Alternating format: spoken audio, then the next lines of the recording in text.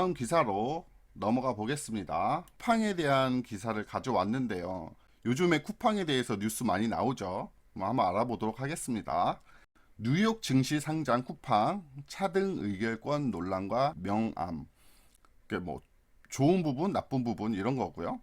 차등 의결권이라고 하는 얘가 뭔지는 저희도 한번 알아보도록 하겠습니다. 잘 모르죠. 근데 얘가 뉴욕 증시에 상장을 했어요. 쿠팡은 우리나라 기업으로 알고 있는데 뉴욕 증시에 상장을 했죠. 그 이유도 한번 알아보도록 하겠습니다. 2014년에서 19년 쿠팡의 매출 손익이에요. 이렇게 매출이 확 늘고 있고요. 손익도 마이너스로 가다가 다시 조금씩 줄고 있습니다. 이 부분 이제 2018년까지 이 손익이 이렇게 줄어든 이유는 투자를 많이 했어요. 어떤 투자를 했냐면 물류센터를 많이 늘린 거죠, 전국에. 가면 갈수록 매출이 늘어나면 처리해야 될 물량이 많아지는 거잖아요. 그러다 보니 물류센터가 많이 필요한 거고 거기에 대한 투자를 많이 했어요. 이제는 이거를 걷어들일 때가 온 거죠. 차등 의결권 논란 김범석 의장. 이 사람이 이제 CEO예요.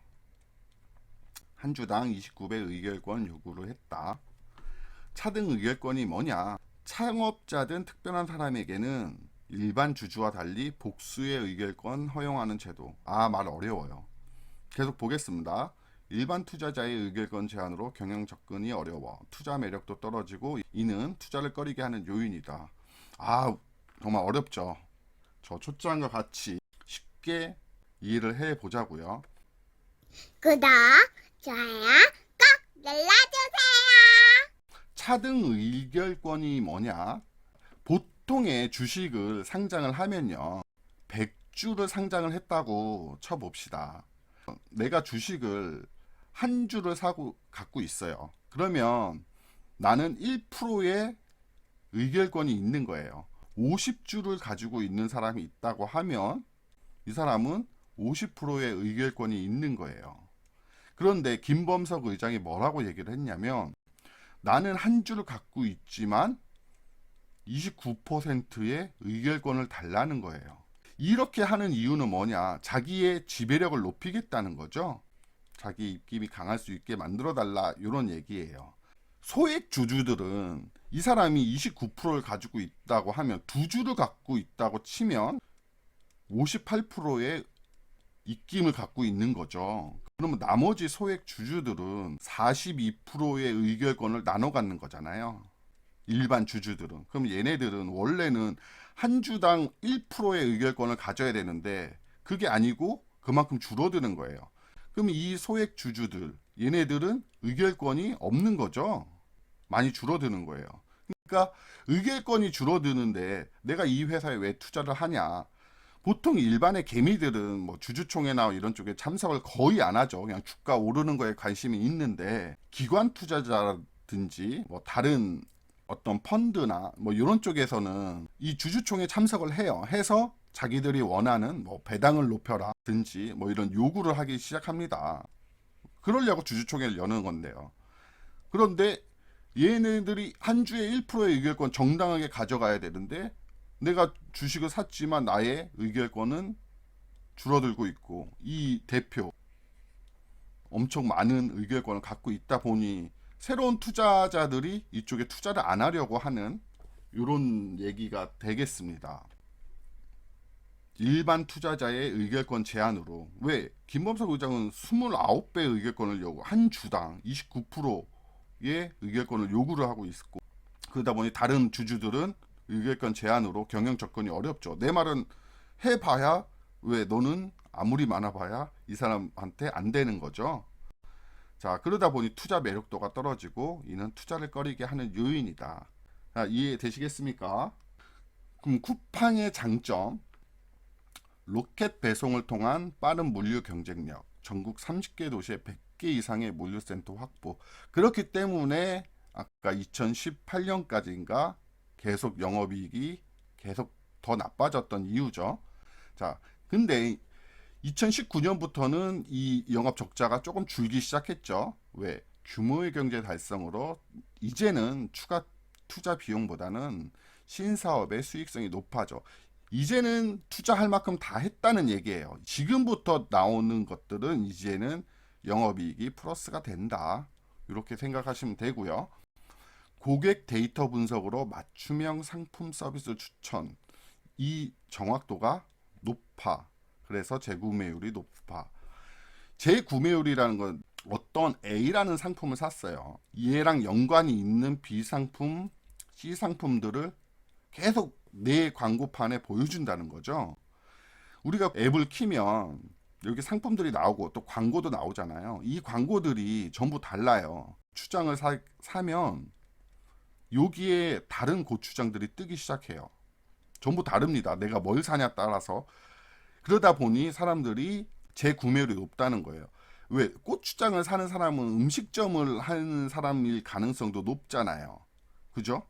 음식을 안 하는 사람이 뭐 고추장 물론 사기도 하지만 고추장을 많이 사는 사람들은 뭐 음식점이나 이거 고추장을 이용해서 어떤 다른 제품을 만드는 이런 사람일 가능성이 높은 거죠. 그 사람한테 계속 보여주는 거예요. 이런 고추장 가격이 내려갔다 하면서 뭐 1+1 행사 이런 것들을 많이 보여준다는 거죠.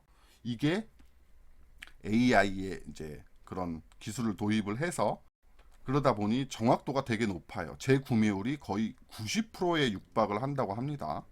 엄청난 거죠. 그러니까 소비자의 취향을 정확하게 잡아낸다는 거예요. 얘네들이 뉴욕 증시를 상장을 했어요. 왜 한국 기업이 뉴욕 증시 상장을 했을까? 더 많은 투자자로부터 더 많은 자본 조달이 가능하다. 자, 한국 코스피가 있고 뭐 코스닥이 있는데 아무래도 한국의 증시는 미국에 비하면 세 발의 피죠. 여기가 세계 최대입니다. 그러다 보니 여기에 상장을 시켜 놓으면 투자자들도 훨씬 많을 거고 이 사람들이 돈을 투자를 한다는 거죠. 훨씬 많은 금액을. 그럼 이걸로 알 수 있는 게 쿠팡은 지금 더 배고프다. 나는 아직도 배고프다. 많이 나에게 투자를 해라. 너희들한테 더 좋은 서비스, 상품들을 보여줄게. 그러니까 앞으로 더 많은 사업들을 해 나가겠다는 의지로 이렇게 볼 수 있다는 거죠. 그렇기 때문에 뉴욕 증시에 상장을 했다. 자, 약점. 쿠팡이 10여 년간 계획된 적자에도 불구하고 여기 있습니다. 계속 적자에도 불구하고 업계 1위로 치고 나가지 못해. 업계 1위가 네이버 쇼핑이라고 해요. 점유율 17%, 이 쿠팡 점유율이 14%인가 뭐 12%인가 요 선에서 왔다 갔다 합니다. 근데 네이버 쇼핑은 흑자예요. 근데 업계 2위죠. 지금 쿠팡이. 근데 점유율이 요만큼 되는데 적자예요. 이렇게 10여 년 동안 계속 물류센터 늘리고 투자를 계속 했어요. 근데 이거는 계획된 거라는 거죠. 내가 앞으로 10년 동안 이만큼 투자를 해서 업계 1위로 치고 나가겠다라고 뭐 그때 계획을 세웠는데 업계 1위로 가지 못하고 지금도 계속 적자가 되고 있다.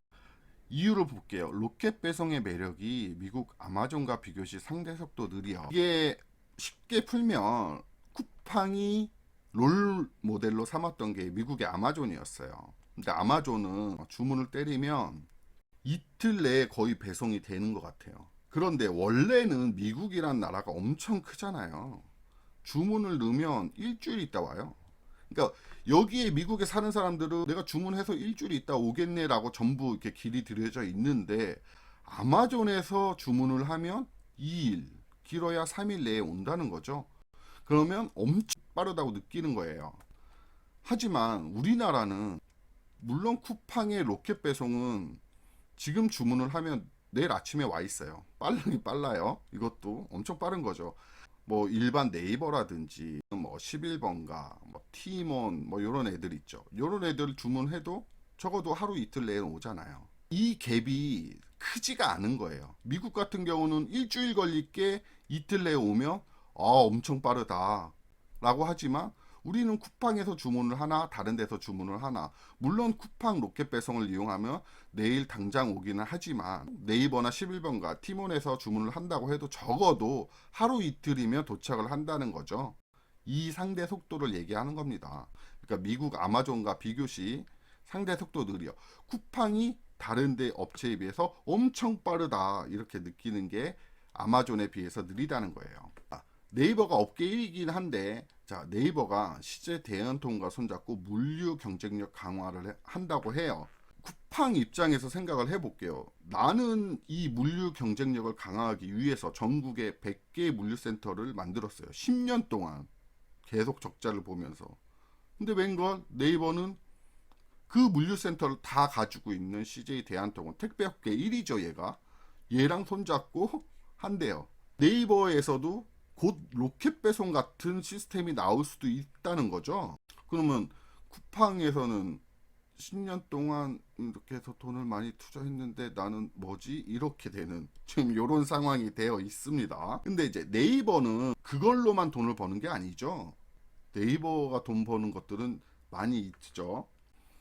근데 쿠팡은 캐시카우 없고, 이게 뭐냐면 계속 이제 현금 창출이 되는 안정적인 안전빵으로 밀고 가는 사업이란 거죠. 이 캐시카우가 쿠팡은 없어요. 쿠팡은 지금 이 쇼핑몰 이게 거의 매출의 8, 90%를 차지해요.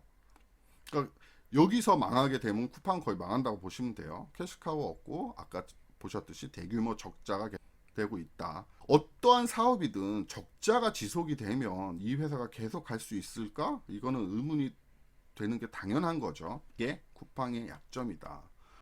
자, 쿠팡이 향후 이제 마켓 라이브 커머스라든지 마켓플레이스든 신사업을 이제 펼치는데 플러스가 될 것이냐, 플러스 알파가 돼줄 것이냐, 마이너스가 될 것이냐는 뚜껑을 열어봐야겠죠. 쿠팡이츠 얘는 이제 배민처럼 음식물 배달하는 이런 서비스. 쿠팡플레이 얘는 이제 OTT 업체예요. 그러니까 이제 뭐 디즈니 플러스라든지 넷플릭스라든지 요렇게 쿠팡에서 한다는 거죠.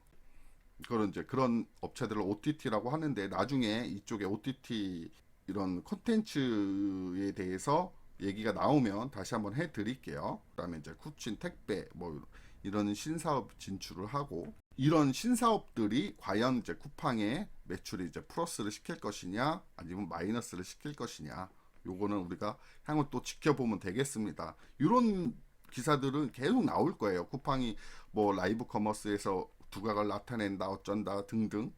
두각이 안 되면 뭐 신사업 진출했으나 뭐 잘 안 된다 이런 기사들이 또 나올 테니까 그때 같이 또 알아보도록 할게요. 자, 기사 들어주셔서 감사합니다.